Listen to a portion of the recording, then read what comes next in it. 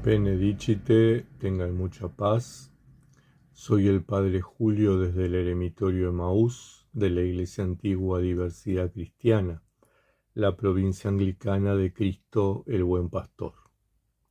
Continuamos leyendo y comentando para poder actualizar a nuestro siglo XXI y a nuestras realidades actuales la filocalía, y estamos retomando después de Navidad, después de este receso de Adviento, estamos retomando la lectura de las sentencias de Antonio el Grande. Recordemos que está hablando de un pseudo Antonio, que esto fue escrito muchos siglos después que vivió Antonio, pero se le atribuyen a él. Vamos a comenzar con las sentencias 73, 74 y 75. Dice así: los que compiten en las Olimpiadas no ganan con la primera, segunda o tercera victoria, sino cuando han ganado a todos aquellos que participan en la carrera. De tal modo, es necesario que quien quiera recibir la corona de Dios ejercite el alma en la moderación, no solamente en lo que respecta a las cosas del cuerpo, sino también con respecto a las ganancias, a las rapiñas, a la envidia, a la voluptuosidad, a las glorias vanas, a las palabras injuriosas, a los homicidios y así sucesivamente. Es interesante que propone el ejemplo del atleta, aquel que compite. Y en las Olimpiadas, ciertamente, recordemos, hagamos memoria, es un ciclo de competencias, ¿verdad? Y uno por ahí gana en la primera vuelta, gana en la segunda, pero eso no lo hace merecedor de la medalla de oro, de plata o de bronce, ¿verdad? Uno sube al podio cuando ha vencido a todos, cuando ha superado todas las etapas. Y eso nos remite a la vida del atleta. Para estar en el podio hay que sacrificar mucho. Para estar en el podio hay que ejercitarse, ¿verdad? Lo mismo nosotros en nuestra vida eremítica, en nuestra vida monástica, en nuestra vida esicasta, tenemos que ejercitarnos. Ciertamente hay personas que por gracia de Dios logran alcanzar la meta muy pronto, pero la gran mayoría de nosotros necesariamente tenemos que transitar este camino del entrenamiento, ¿verdad? Y eso se logra mediante la moderación, mediante el dominio, ¿verdad? De nuestras pasiones, de nuestros apetitos, de nuestros deseos, mediante la discreción. Tres elementos muy importantes: la dominación de sí mismo, la discreción y la moderación. Y esto no es un invento de los padres esicastas, no es un invento del siglo VI, VII, X, XIII, XV, XX. Esto lo han practicado los monjes desde los primeros tiempos. Si recurrimos a las enseñanzas de los padres del desierto, a los apotegmas, vamos a encontrar que hay toda una serie de apotegmas sobre el dominio de sí mismo. Vamos a encontrar que hay toda una serie de apotegmas sobre la discreción. Vamos a encontrar que hay toda una serie de apotegmas sobre la moderación. Y es que si nosotros no hacemos uso de estos tres elementos, de estos tres medios, estas tres armas o herramientas para conseguir la meta, nos va a ser ciertamente bastante difícil progresar en el camino de la vida espiritual para alcanzar la vida sicasta. Nuestro entorno está lleno de obstáculos que tenemos que superar. El individualismo, no te metas, déjalos que hagan. La competencia, ser mejor que el otro. El consumismo, comprar y comprar y comprar. Y cuando uno ya no tiene plata, tarjeta de crédito. Y cuando las tarjetas de crédito están agotadas, le pide a alguien. ¿Verdad? El consumismo nos está consumiendo. El individualismo nos está matando. Y fíjense qué interesante, el individualismo es totalmente contrario al silencio y a la soledad. Yo puedo ser un monje que vive en la soledad y en el silencio, pero no necesariamente soy individualista, porque desde ese lugar de soledad y silencio estoy en plena comunión con Dios y con los hermanos y hermanas, con la humanidad. Si yo realmente estoy viviendo un silencio y una soledad en la presencia de Dios, sin lugar a dudas voy a estar abierto y sensible a lo que le pasa a otros. Sin lugar a dudas voy a acoger al huésped que llega a mi eremitorio. Sin lugar a dudas voy a ayudar a la persona necesitada que golpea a la puerta de mi eremitorio. Sin lugar a dudas, voy a dar una sonrisa a quien me la está pidiendo. Voy a dar un abrazo a quien lo está necesitando. Sin lugar a dudas, voy a poder ir a visitar al hermano enfermo o a la hermana enferma, ¿verdad? Y llevarle el consuelo de mi presencia, llevarle un poco de optimismo, un poco de esperanza. El individualista, en cambio, puede estar rodeado de gente, puede vivir en una comunidad monástica, puede vivir en una familia inmensa, pero se va a preocupar solo de sí mismo, no le va a importar lo que le pasan a otros. Por eso fíjense qué importante establecer esa diferencia. Y ciertamente otra cosa importante es poder entrenarse, poder vivir una vida de práctica, de ejercicio, de entrenamiento, abierto a la novedad del Evangelio.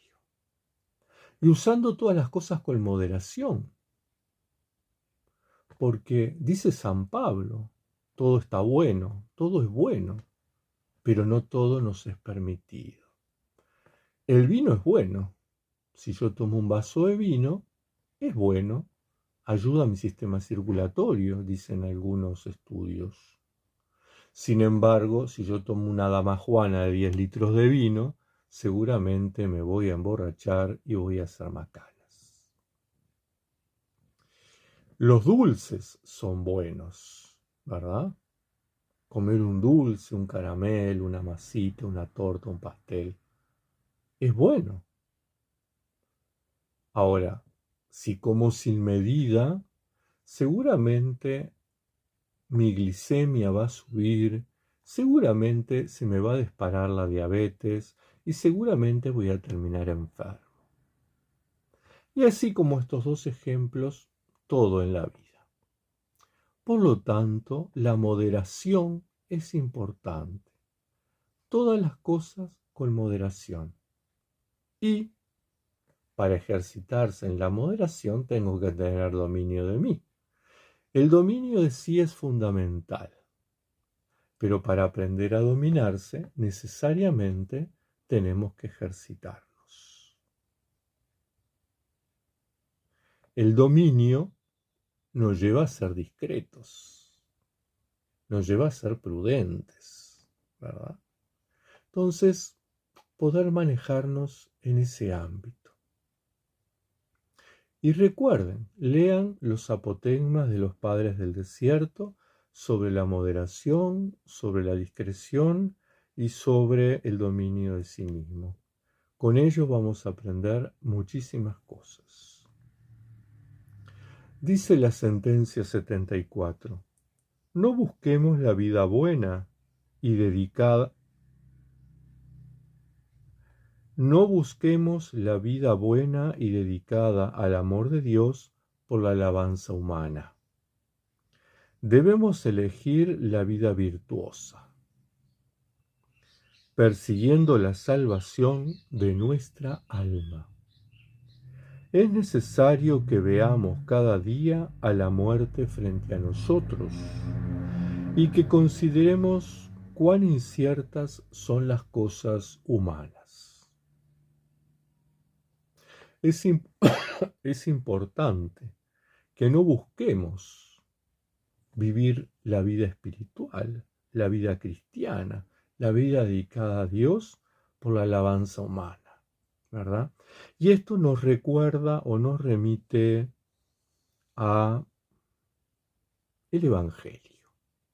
¿Recuerdan aquel texto del Señor que dice, no hagan las cosas para ser vistos, que tu mano izquierda no sepa lo que hace tu derecha?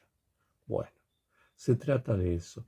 También en los apotegmas de los padres vamos a encontrar enseñanzas sobre no hacer cosas para ser vistos, para ser halagados.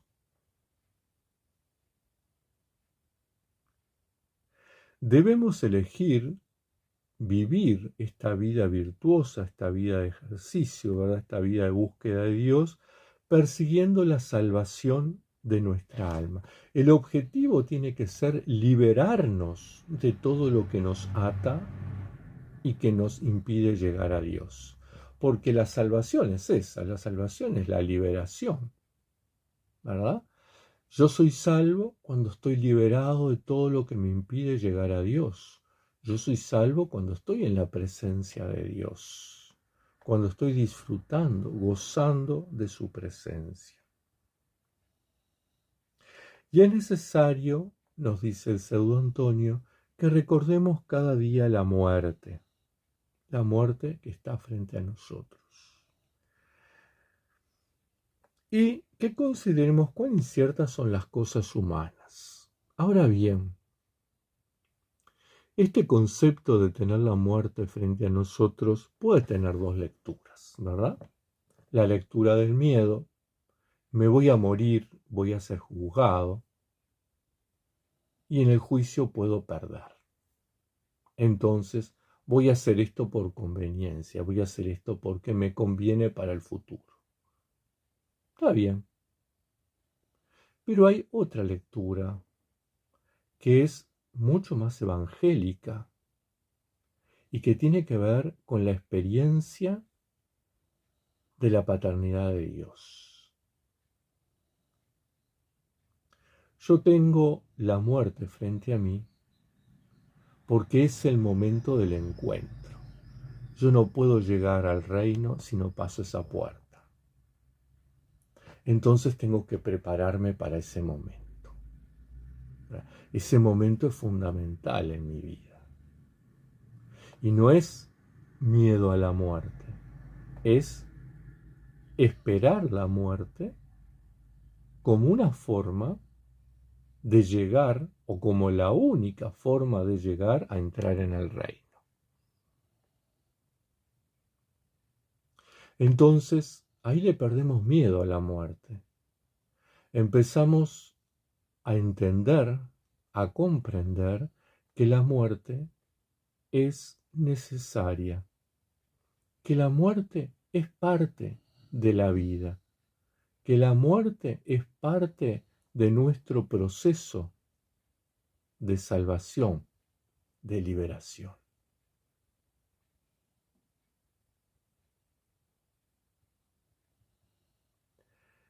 Y cuando uno tiene frente a sí mismo, frente a sus ojos, en su memoria, la muerte, ciertamente empieza a darse cuenta que poco importan las muchas cosas de esta vida. Qué inciertas, como dice el pseudo Antonio, son las cosas humanas.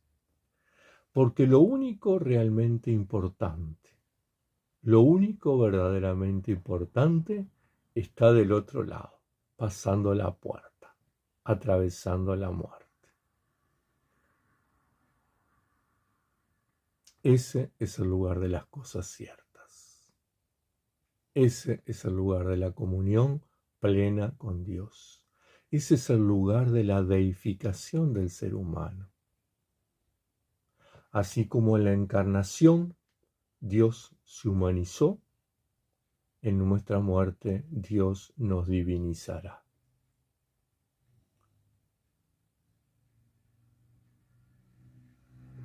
Recordemos aquel texto de San Pablo, cuando Dios sea todo en todos. Recordemos las enseñanzas de los padres esicastas, ¿verdad? Toda nuestra vida esicasta tiende justamente a la transfiguración, tiende a que seamos deificados, a que participemos de la gloria divina.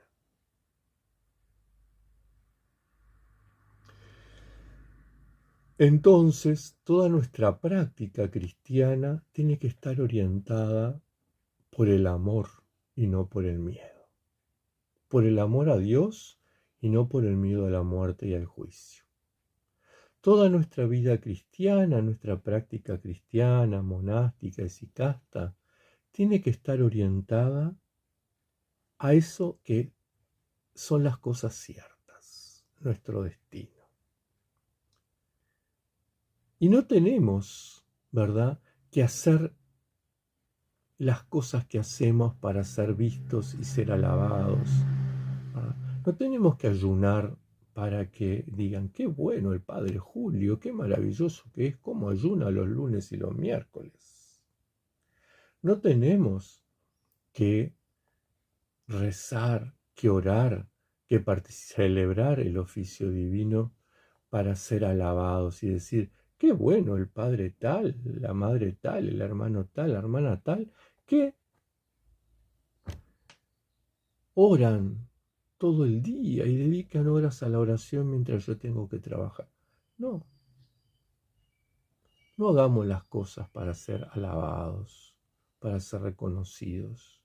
Miren qué bueno el padre Julio que ayuda solidariamente, da visita a los pobres, da ropa a los que no tienen. No, no se trata de eso. La vida espiritual, la vida cristiana se trata de vivir ocultos, de que nuestras prácticas solidarias, nuestro testimonio, sea oculto, sea testimonio de vida. Aquello de hecho de los apóstoles, ¿recuerdan cuando los judíos de Jerusalén, viendo a los judíos cristianos, decían, miren cómo se aman?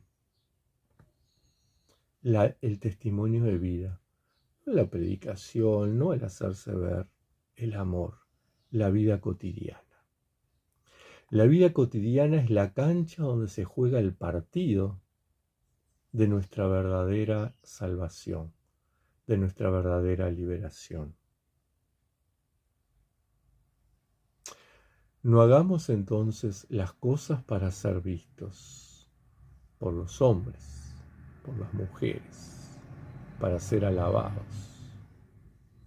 Hagamos las cosas para ser vistos por el Padre que está en los cielos, y como dice Jesús, el Padre que está en los cielos te recompensará en público. Eso nos ayuda también a ser humildes.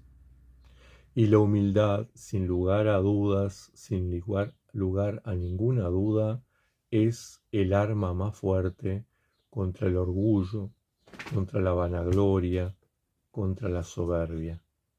Porque ser alabados por las otras personas nos conducen a eso. Así que en este apotegma, en esta sentencia, tratemos de poner en práctica esta enseñanza. La sentencia 75 dice así: está en nuestro poder vivir con moderación, mientras que no está en nuestro poder enriquecernos. Y entonces, ¿qué hacer? ¿Debemos arrastrar la condena sobre nuestra alma a cambio de la efímera ilusión de la riqueza, que no nos es permitido adquirir? ¿O, aunque fuera por el deseo de poseerlas?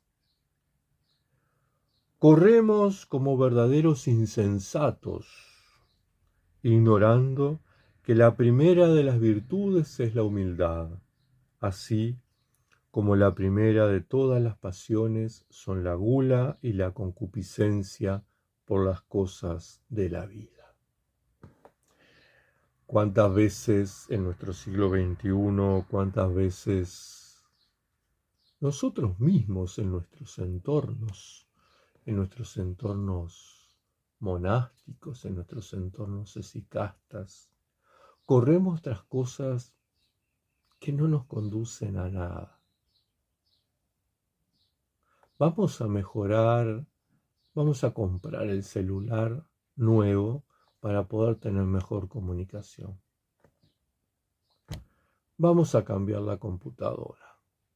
Vamos a comprar tal libro. Vamos. Cuando en realidad lo importante no es el tener, sino el ser.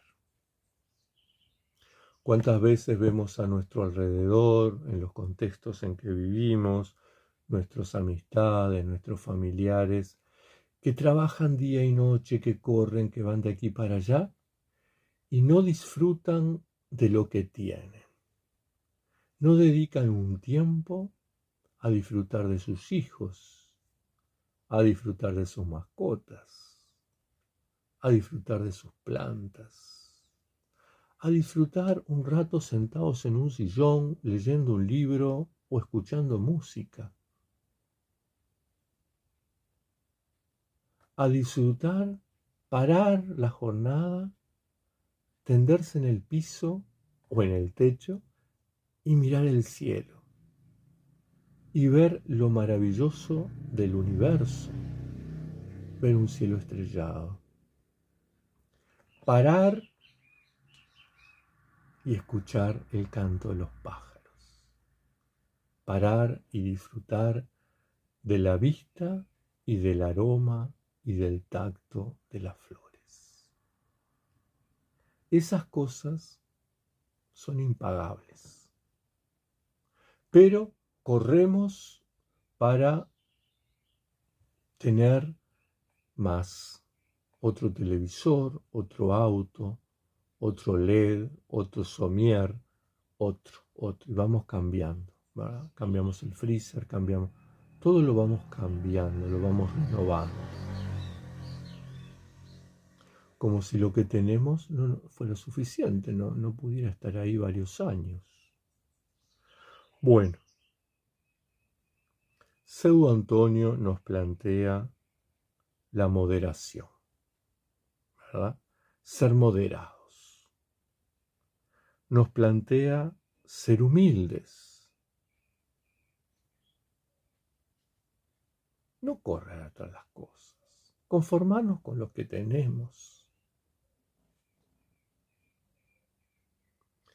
Poder recuperar el vínculo con nuestro mundo. ¿Qué es más importante? ¿Correr todo el día de un lado para el otro, trabajando y acumulando dinero para un día pagarle a mis hijos, qué sé yo, un nuevo juego, un nuevo video, un nuevo televisor, una nueva computadora, la mejor universidad, o detenerme y disfrutar de ellos, disfrutar de su mirada, de sus palabras. ¿Qué pasa si yo estoy trabajando, estoy tras el bienestar mío, pensando en el futuro de mis hijos cuando sean grandes, y resulta que me muero yo o se mueren mis hijos? Nos separamos sin disfrutar uno del otro. No pude transmitirle las cosas verdaderas de esta vida. Por lo tanto, es fundamental que podamos hacer un buen uso de nuestra vida, un buen uso de nuestros bienes.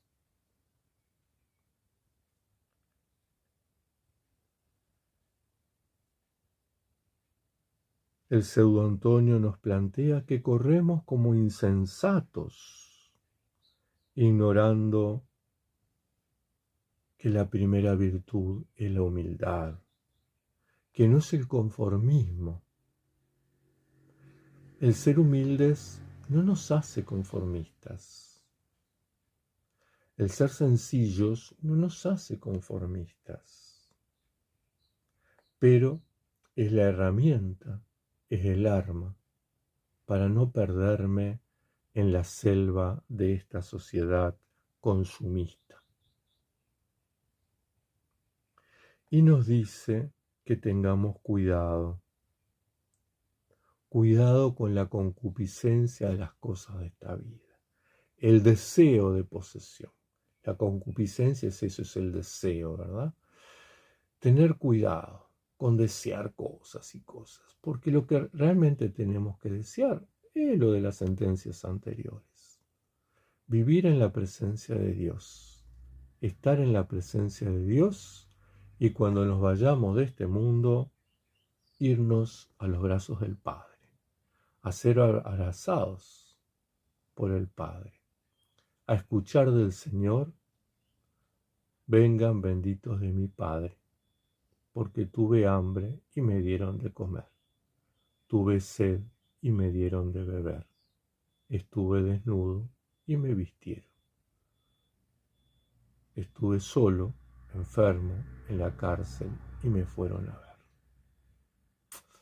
Eso es lo más importante para nosotros, para nosotras. Hermanos, hermanas, que la Madre de Dios nos proteja y nos bendiga hasta un próximo encuentro.